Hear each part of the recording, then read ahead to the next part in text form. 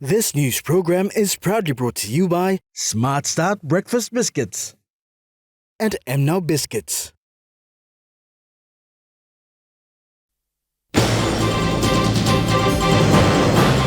Chicken imports ban deemed as necessary. Reappointed head of state to continue unfinished date business. And teachers resume work on Monday, the 23rd of January.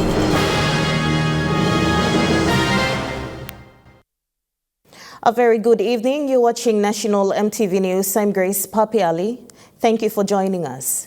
The Ministry of International Trade and Investment has supported the ban on the importation of chicken and chicken products from Australia and Asia. Minister Richard Marrow justified today at the Central Government House on why the ban is necessary.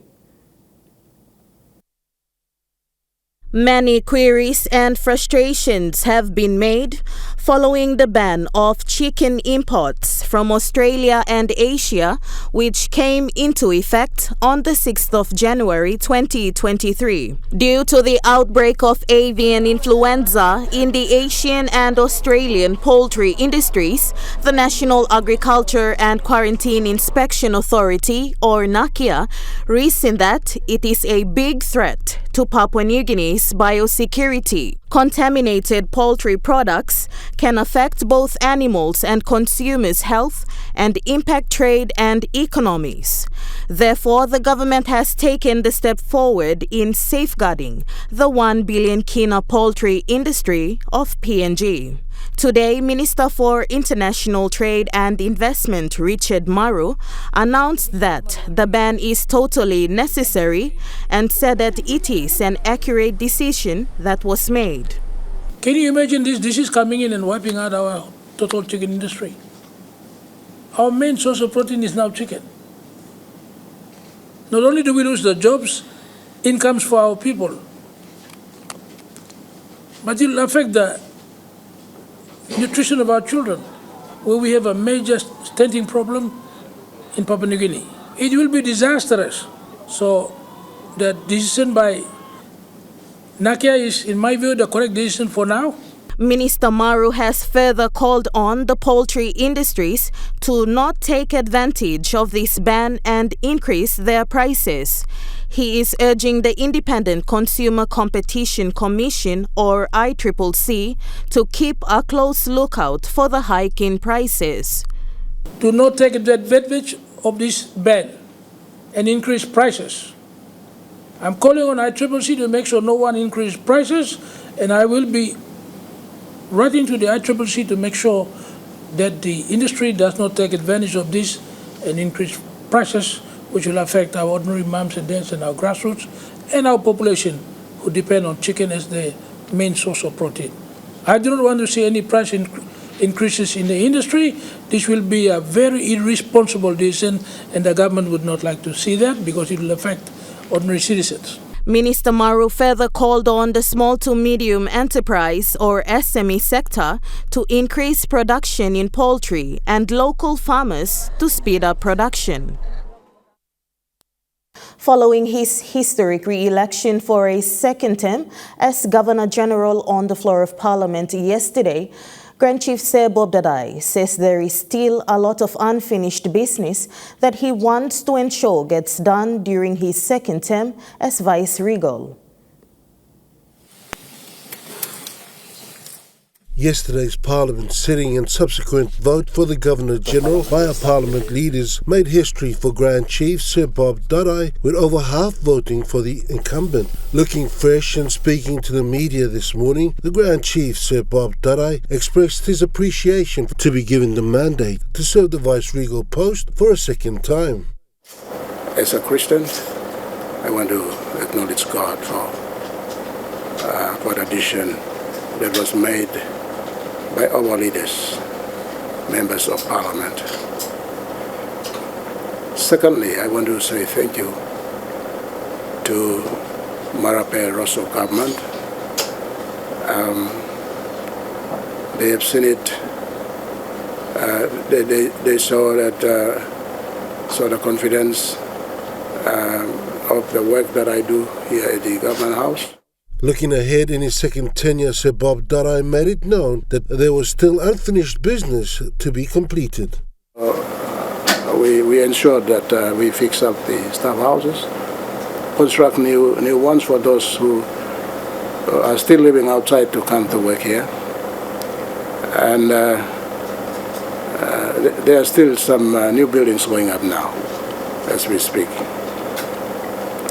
The fencing is a very important thing that we did. The Government House is an entity that is the highest in the land. The Vice-Regal paid the ultimate tribute to the former UK Ambassador Winnie Kiap and lawyer Stephen Pokowin. Express my appreciation to my two good friends who provide that challenge. They are very qualified professionals, leaders in their own rights, with a distinguished career. Winnie Kiap held a number of important positions, top positions in the land. She was the Secretary for National Executive Council, and then later became the High Commissioner to Grand Chief Sir Bob Darai's first term as Governor-General expires next month on February the 20th, 2023. The Prime Minister James Marape will now inform King Charles III on the re-election of Sir Bob Darai, after which the King accepts his re-election. Sir Darai will then be invited back to Buckingham Palace, where he will officially be sworn in. Rocky Iso, National EMTV News. Educated professionals from Simbu Province have been urged to put their differences aside and work together for the good of the province. This was the message from Sinesine Yongumul MP Kerenga Kua and Simbu Governor Noah Cool to the members of the Simbu Development Forum, or SDF, in their first meet and greet for 2023.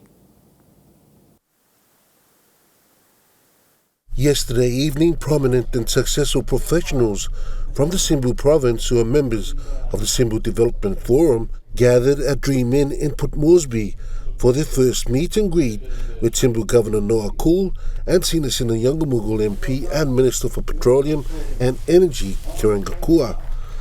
In his address to the SDF members, SDF patron Iwa Omi, a former ambassador, encouraged the members to collectively come together and use their talents to assist the political leaders in developing Simbu province.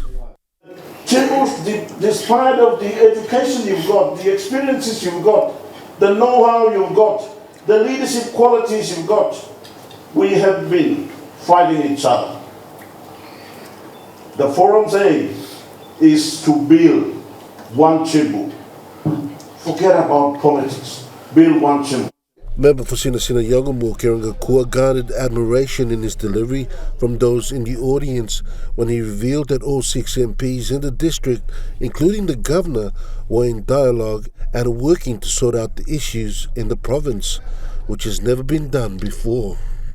And the blessing that I find after the 2022 election is that this governor has now successfully mastered the cooperation of the 6 open members of Chile.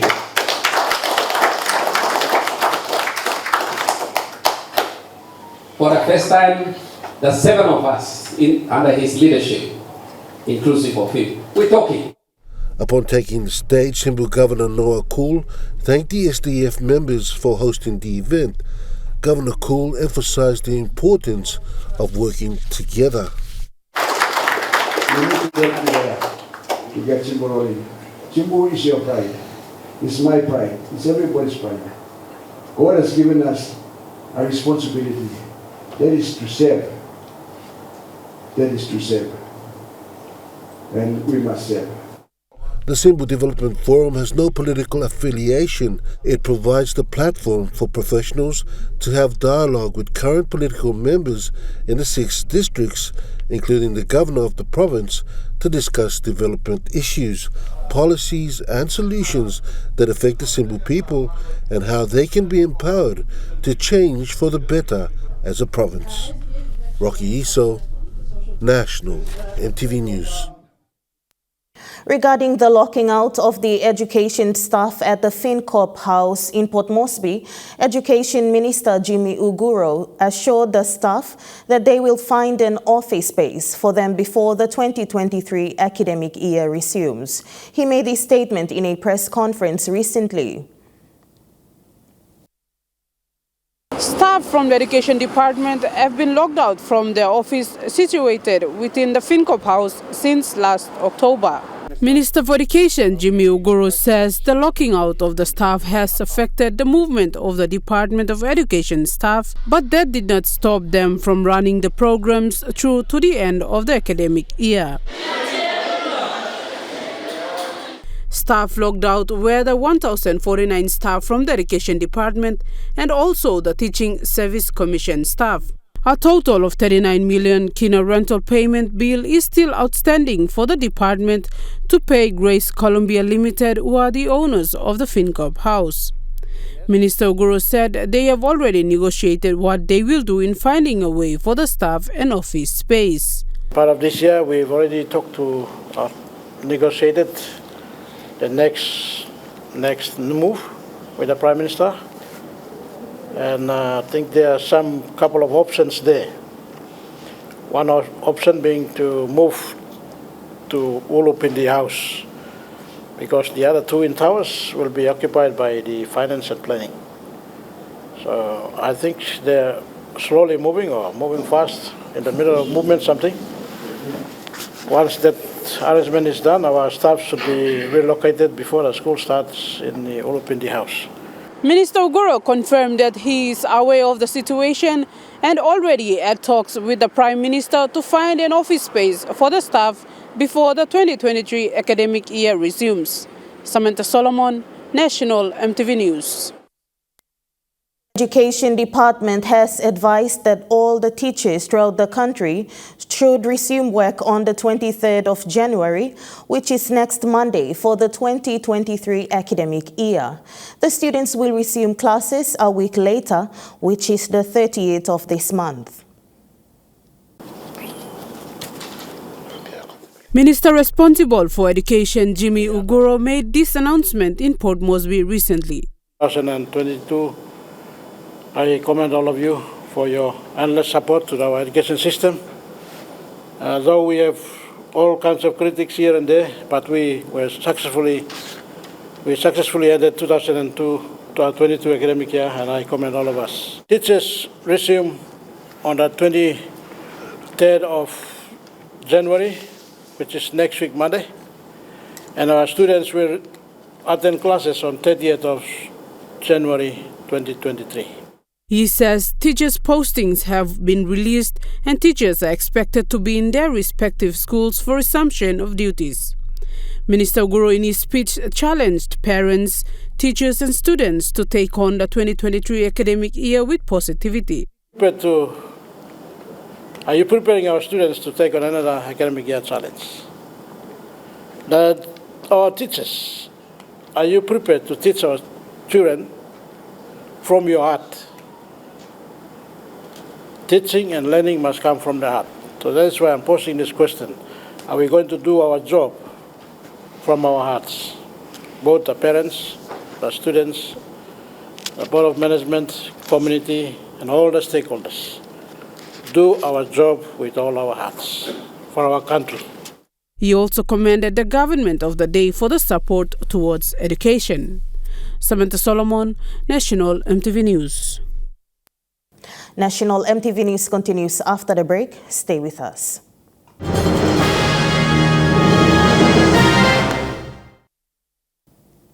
Welcome back to National EMTV News. Phone House brand ambassador and NRL star Jonathan Thurston visited Life PNG Care in Gerehu, Port Moresby, as part of his community visits. He was in the country for a week visiting Phone House in Port Moresby and Lae, as well as reaching out to communities, advocating on ending violence in the country.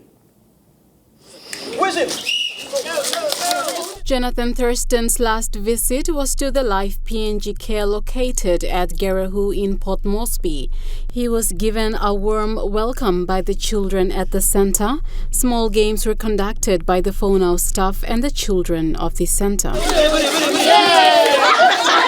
Children were given backpacks with stationeries to kick off the 2023 academic year. The former Cowboys said he is always happy to come to the country and engage with the community.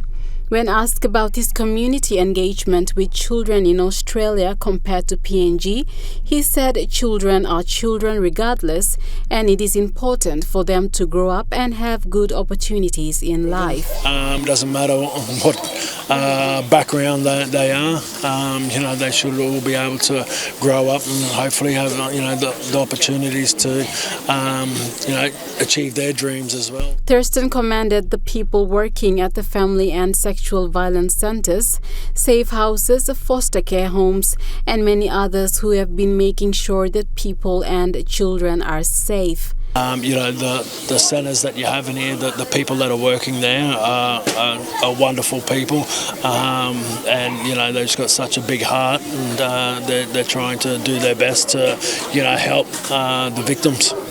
The National Director for Life PNG Care, Colin Yakio, said Life Care is privileged to host Jonathan Thurston and thanked Phone House for the opportunity. JT coming and visiting us today, it also adds that kind of value in their life so that they can also think if someone special like JT visiting us, then we are also a special kid and we also have to work hard to be someone like him, either in sports, either in business, either in school, anything. So it's more motivational, inspiring to the children. Life PNG Care is a registered, community-based, not-for-profit charitable organization that takes care of disadvantaged and vulnerable children and youth of PNG.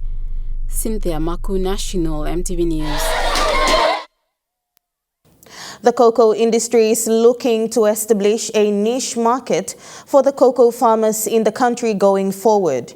Acting Chief Executive Officer for PNG Cocoa Board, Anthony Vigil, said that they have a strategy in place to roll out extension services to reach out to all cocoa farmers in the country. Acting CEO for Cocoa Board, Anthony Vigil, said while the government is committed in assisting the industry with price support and freight subsidy, the board is also looking to establish markets for farmers to access. To take or give back to the farmer by establishing niche markets. And that's the main focus now of the board going forward this year, and with our good minister. He said the board has a strategy in place to carry out extension services to reach out to cocoa farmers, as well as trying to reach out to other provinces and introduce cocoa farming. Our main focus now is new growth areas, and that's the islands, the southern region.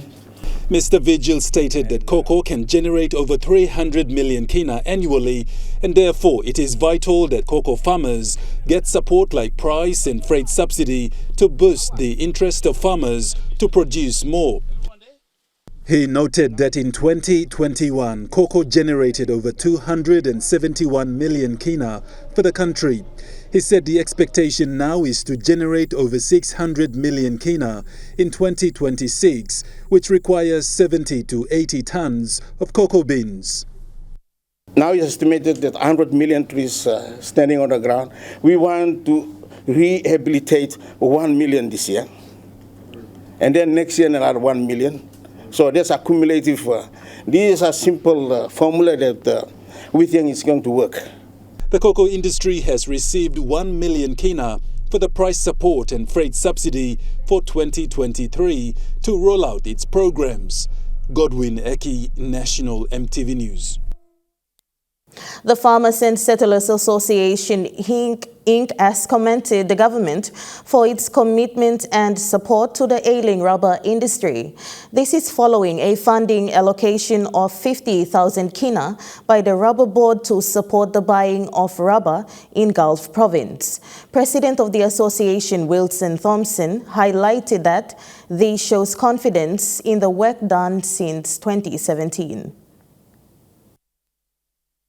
President of the association, Wilson Thompson, highlighted that in recent times, the industry has experienced failure in production due to policy interventions and lack of support, whilst plantation sectors are affected by big operators. He said they are delighted with the good news that the Rubber Board and the Department of Agriculture and Livestock responded to the association requesting for assistance to work with DPI extension officers in Gulf and Central to work on abundant rubber plots. Thompson highlighted that 1.37 tons of Kaplam rubber from Murua in Gulf Province was delivered to Doa Plantation and commended the Gulf Provincial Administrator and Agriculture Advisor for being supportive in dealing with transport and buying cost. The Rubber Board also supplied 9,000 cups and 200 tapping knives and tapping tools and materials, adding that Gulf agriculture officers have trained officers and materials will be used at Murua. And also added that the association with Galley Ridge Holdings Limited will provide support in training at these locations and hand over materials, whilst DAL Southern and the Central Agriculture Office will supervise and monitor the tapping and sales of rubber. Thompson said this support from DAL and the Rubber Board will now see a rise in rubber price from 1 kina to 1 kina 50 toya per kilo. Sharon Engnui, National EMTV News. Coffee farmers nationwide have been assured that coffee price will remain at 7 kina per kilo. This was confirmed by Chief Executive Officer for Coffee Industry Corporation, Charles Dambui. CEO Dambui said coffee farmers should not be subjected to world price. He said the government has taken the right step to make 7 kina the standard price for all coffee beans. And our job is to ensure that that price is realized by our farmers on the ground. So we are taking that on board and we'll be working with selected buying points to ensure that we drive the government policy. He commended the government for the price support and freight subsidy of 1.5 million kina. He said the freight subsidy has lifted the burden of the coffee farmers as well as the industry. He noted that the industry was given 1 million kina last year for the freight subsidy and around 7 million kina has been returned to the government. That is a very, very critical program, and I believe we can actually boost the morale of our farmers. Apart from coffee price, a major challenge the industry is currently facing is the coffee berry borer, which is costing the farmers to lose profit. Mr. Dambui said the pest is now spreading and this will affect production if action is not taken to address this. It's an economic pest and that has a high chance of reducing the production in PNG and of course the exports as well. So coffee berry borer is now spreading. And I must thank the government. Government is looking seriously into that to support coffee industry. CEO Dambui says a separate submission will be made to the Office of the Department of Agriculture through the Minister for Coffee for funding to be made available to contain the spread of the pest. Godwin Eki, National EMTV News. BSP Financial Group Limited is the first corporate organization to throw its support behind the Motu Koitabu Assembly in hosting the 2023 Hiri Moale Festival. BSP commenced its partnership with the Hiri Moale Festival Committee in 2021 and is proud to support the festival with 30,000 kina for a third year. BSP Corporate Sponsorship Manager Amelia Minopu presented a check of 30,000 kina to the Motu Koita Assembly as silver sponsors of this annual prestigious Motu and cultural event, the 49th Hiri Moale Festival. Ms. Minopu said culture and traditions are a big part of the communities in PNG, and the Pacific and BSP values the communities that we operate in, and it's through events like the Hiri Moale Festival that unifies their brand with people. She added that they believe their support will help promote our culture and keeping our traditions alive for the future generations. Chairman of Motu Koita Assembly, Daddy Toka Jr. thanked BSP for the support, saying they are pleased to partner with BSP again to see the festival go ahead for the third consecutive year. He said they applaud the continued support of BSP that celebrates a historical event of traditional trade. The event will also see the crowning of a new Hiri Ane Namo queen that provides a platform for young women to build their confidence, extend their network, and be cultural ambassadors for their people.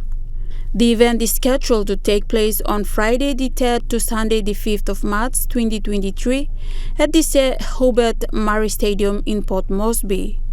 Esther Gane, National EMTV News.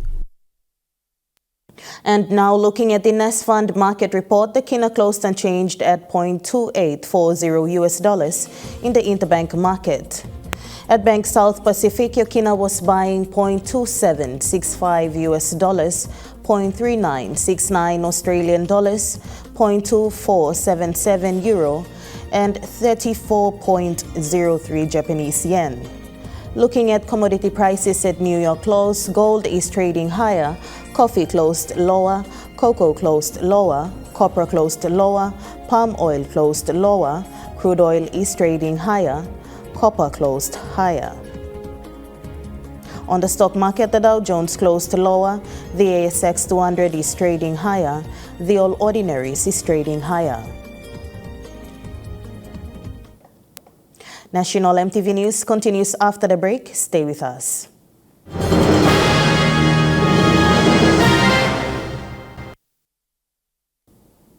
Welcome back to National EMTV News. Western Highlands Governor Wairapa has commended 2 secondary schools in his province. Both schools have been listed amongst the top 10 performing schools in the country. Governor Rapa urged these 2 schools to maintain the status quo and challenges other secondary schools to improve, to produce quality education standard. Governor Rapa made this statement in an exclusive interview with EMTV recently in Port Moresby. Rapa expressed his delight in regards to the performance of the 2 secondary schools. Paglum ranked 3rd and Mount Hagen Secondary ranked 5th on the top 10 performing school in the country. These 2 schools has made proud for Western Highlands Province. As a governor, I want to thank these 2 schools, Mount Hagen Secondary and Paglum. Thank you. He announced that he will physically visit the 2 schools and acknowledge them for their tremendous efforts in securing positions in the top 10 schools. Rapa encouraged other schools within the province to put in work to improve from the current status quo to produce quality students. For other high schools too, this time for other schools too, I would like them to perform now. Because quality and standard of education is very important. We've got too many, high schools coming up in the province, but we have to produce quality. Quality is very, very important. He revealed that a new board has been appointed to strictly monitor teachers' performance and to ensure appointment of school heads are based on merits on the grounds to produce quality. That I have a new board in place. There's a PEC chairman that we've appointed, and there's a new board in place now too. And strictly we're going by teachers' performance, and then all that through selections and all that. So much politics has been going on in the education division, like we handpick teachers. Our political supporters and, board members handpicking teachers and all that. But this time now I've strictly talked to the new board and all that, but teachers will be appointed at their own merits. Sharon Engnui, National EMTV News. Members of the Fox 100 Sector Patrol Unit, based in Mosby South Electorate in the nation's capital, were told hard to set precedents in their area of operation. The members of the police unit gathered at the Badili Police Station for the Metropolitan Superintendent Inspection Parade and were briefed by their superiors. Divine Word University journalism student Edson Kuso reports. Fox 100 Unit Commander Detective Senior Constable Kerry Kaman, during a briefing with his officers, commended them on what they have achieved so far and what areas they need to improve in their line of duty.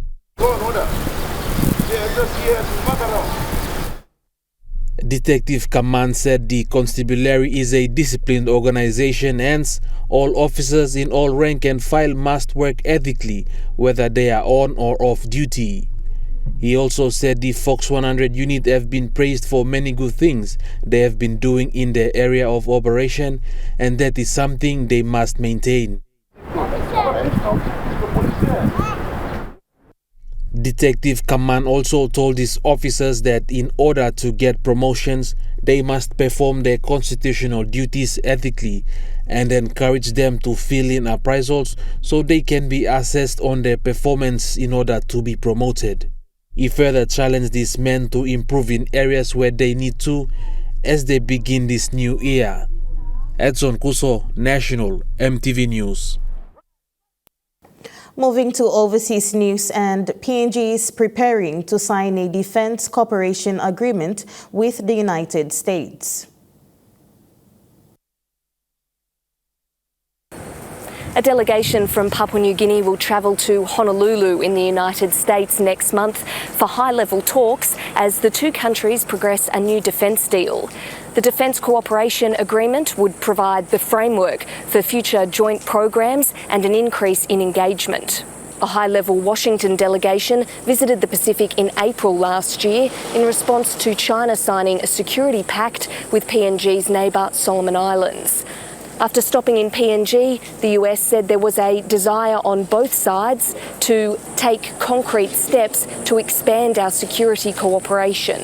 The PNG government says the Defence Cooperation Agreement with the US is expected to be completed by the middle of the year. It'll also help with PNG and America's investment into capacity building of the PNG Defence Force in training, infrastructure and other items as to do with defence. But it's a big one that will ensure that we have that cooperation agreement that will have both defence forces working together now and in the future for the security of the Pacific region and the region that we live in. It comes as PNG also moves to finalise a broader security treaty with Australia. During Anthony Albanese's visit to PNG last week, the two countries committed to signing off on the treaty by June. PNG has experienced a significant increase in international attention in the wake of growing geopolitical tension in the Pacific. The country's foreign minister says PNG must utilise the situation for the betterment of the country, but he said that PNG's sovereignty will be protected. The massive cleanup is continuing in South Australia, with floodwaters receding.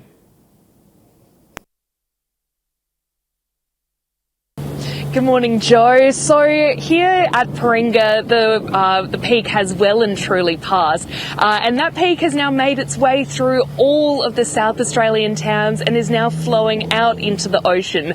But as you can see behind me here at Paringa, there is still a substantial amount of water. The river is full, let's just say that, and the trees are getting a seriously good soak. But that water is still going to be here for some time. We know that by around the end of January, start of February, we're going to be seeing about 60 gigalitres per day coming through. But there's still a lot of water here that's going to be making its way through and soaking into the environment. And here where I'm standing now at this park in Paringa, which was once a very popular wedding spot, picnic spot, the water was actually about knee deep, about waist deep to where I'm standing now.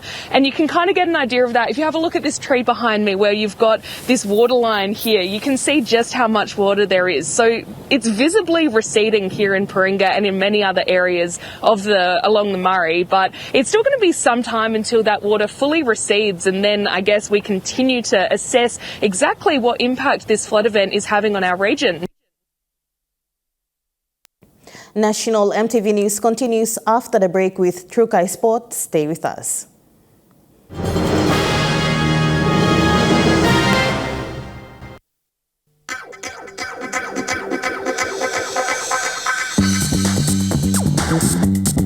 Trukai Sports.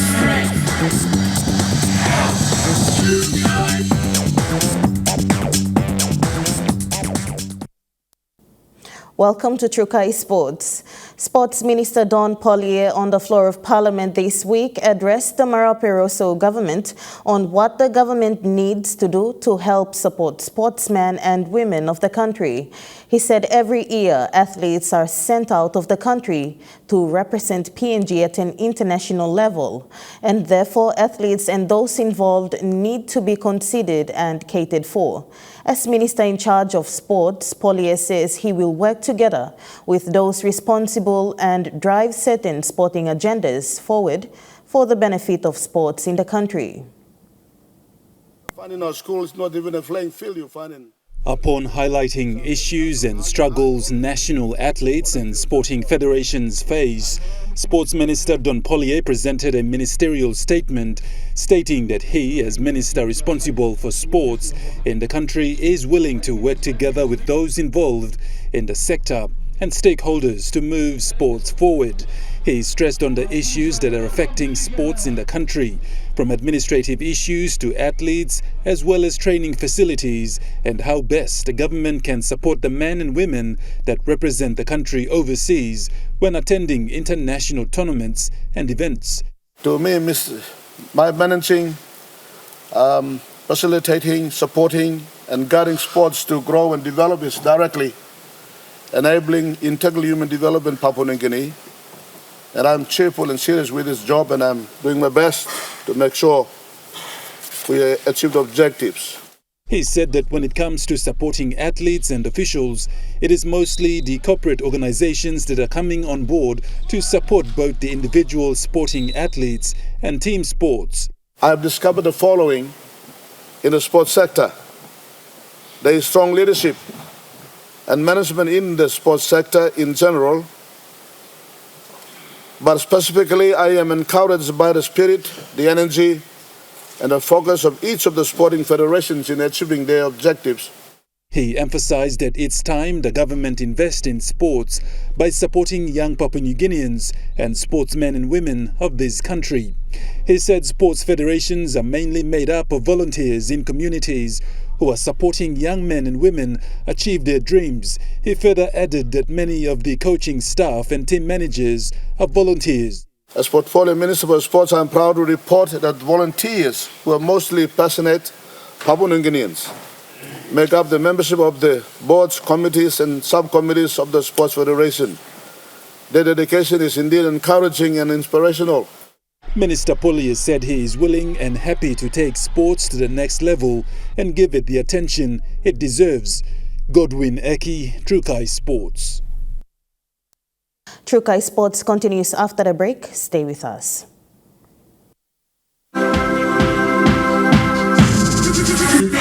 Trukai Sports. Welcome back to Trukai Sports. A National Rugby League franchise, Gulf ISO, is set and ready to enter the 2023 season in the next 2 months. Since last week, the team has gone into its pre-season training. As of last week, players for Gulf ISO competing in the National Rugby League competition started their pre-training sessions where both new and old players have taken to the field their skills to showcase ahead of the 2023 season. With former players taking their sport on the team, there are new players who have come from other franchises to join Team ISO and are now in training, working on areas such as fitness level, recovery and errors that they have need. recovery and errors that they need to master before the season begins. The team, despite the wet weather, has been training at Ella Beach and the Port Moresby South Stadium. The team has been using the aquatic centre for their gym sessions as well as pool sessions as part of their game preparations and warm-up and warm-down in the past. The pre-season training will continue in the next 2 to 3 months before the 2023 season kicks off. Moving forward, a train-on squad will be selected before the final team is identified for the season. This year, the Gulfisos are expected to come with a new game plan, top-notch players and the intensity required, showing their prowess on field. Godwin Eki, Trukai Sports. Moving to overseas sports in tennis, Australia's Tennessee Kokinakis is out of the Australian Open in Melbourne after one of the longest games in Australian Open history against veteran Andy Murray.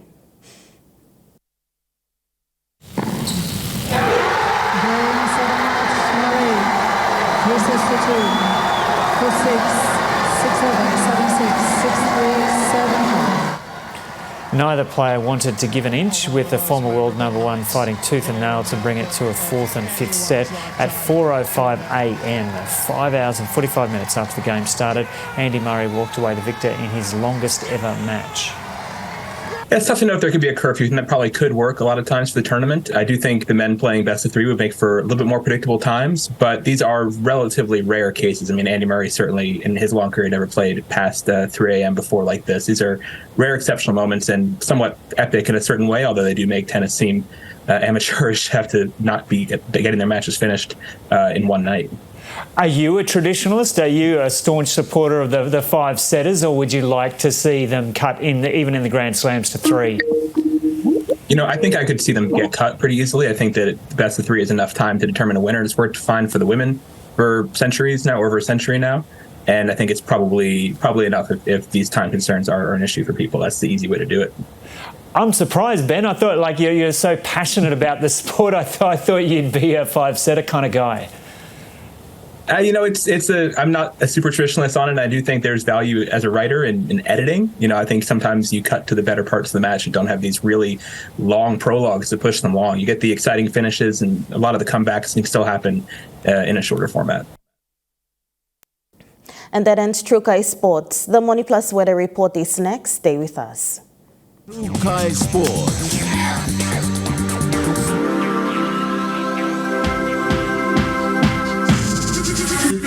Trukai Sports. This weather update is proudly brought to you by MoneyPlus, with you always. Now we take a look at the weather forecast for the next 24 hours. In the southern region, Port Moresby City, cloudy with few squally showers. Popondetta, cloudy with rain showers and thunderstorms. In Momase region, Lay City, cloudy with few showers and possible thunderstorms. Vanimo, cloudy periods with few showers. In the New Guinea Islands region, Lorengal, cloudy with some showers and thunderstorms. Buka, partly cloudy with possible evening shower or 2. In the Highlands region, Mount Hagen City, cloudy with rain showers and thunderstorms. Mendi and Wabe, cloudy with rain showers and thunderstorms.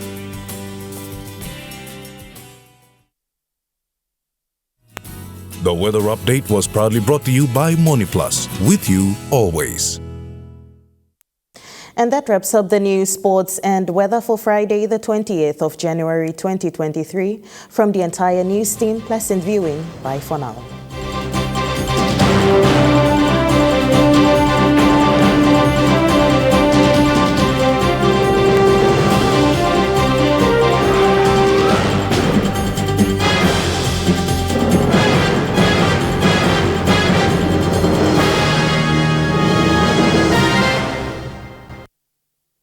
This news program was proudly brought to you by Smart Start Breakfast Biscuits and Gold Nuggets.